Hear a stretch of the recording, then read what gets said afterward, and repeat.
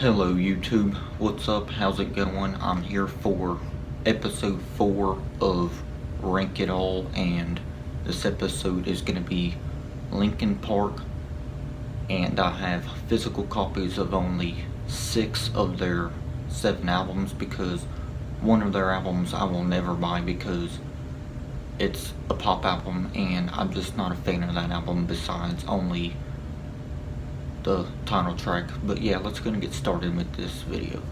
Okay, so in 7th place I'm ranking their worst album, and that of course is their pop album More and More Light, which is the final album with Chester Bennington because of his suicide back in 2017.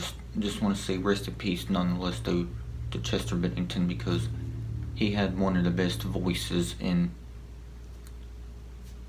music. He really did. Rest in peace to Chester. But yeah, One More Light though, on the other hand, I just don't really care for the album, and I definitely think it's their worst album that they ever put out, easily. Okay, so the next album in 6th place is probably going to cut me some slack, but that album of course is The Hunting Party, and if you guys ever saw my review on my original channel, then you guys already know how I feel about this album. I'm not really a big fan of it. I only liked about 4 or 5 songs on this album out of 12, so that's pretty much saying something when it comes to the Linkin Park album, because usually they have better albums. But yeah, it is what it is though, I guess.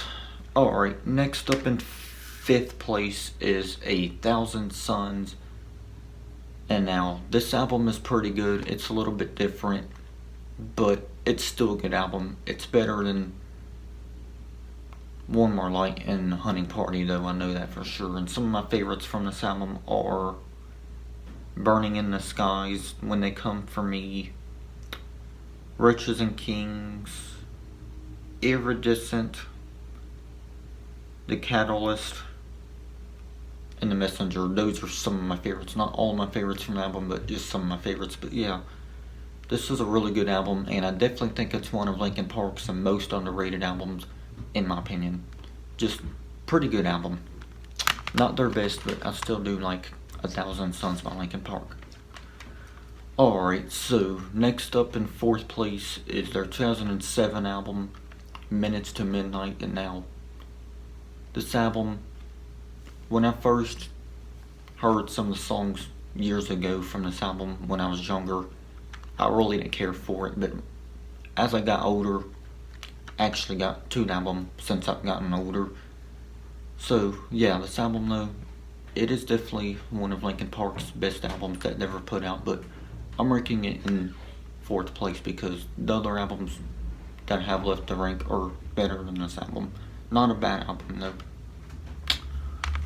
Alright, next up in 3rd place. Now, y'all might be thinking I'm crazy for putting this next album above Minutes to Midnight, but remember, this is just my opinion.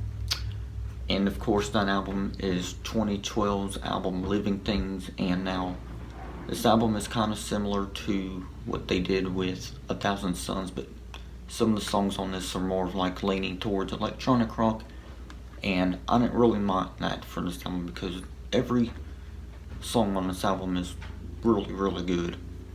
So yeah, this album, it is really good. Maybe one of these days I can give y'all a review of okay, hold on, yeah, hold on guys, let me slow down my talking. I do talk fast, I apologize, but I was trying to say that maybe one of these days I can review Living Things by Linkin Park, because it is definitely one of my favorite Linkin Park albums of all time.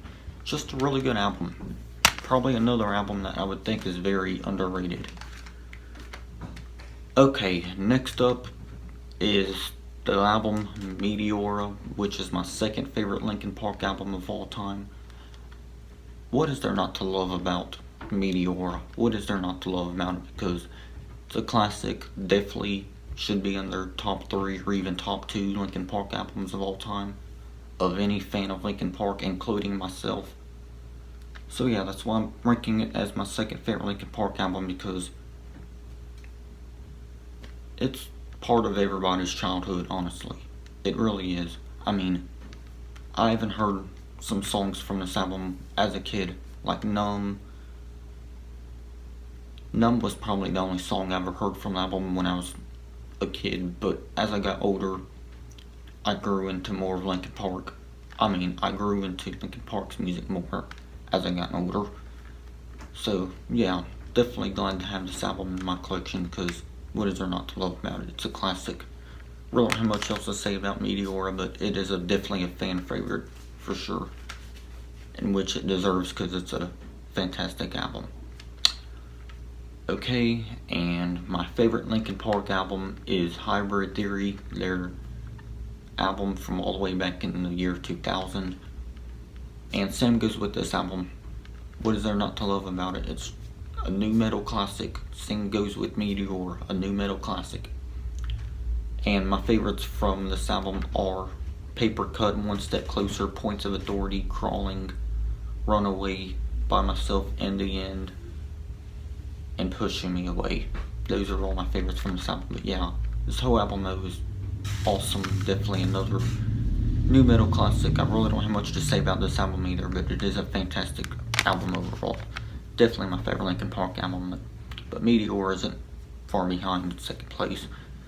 But yeah, guys, tell me y'all how y'all would rank Linkin Park albums from either worst to best or least favorite to favorite.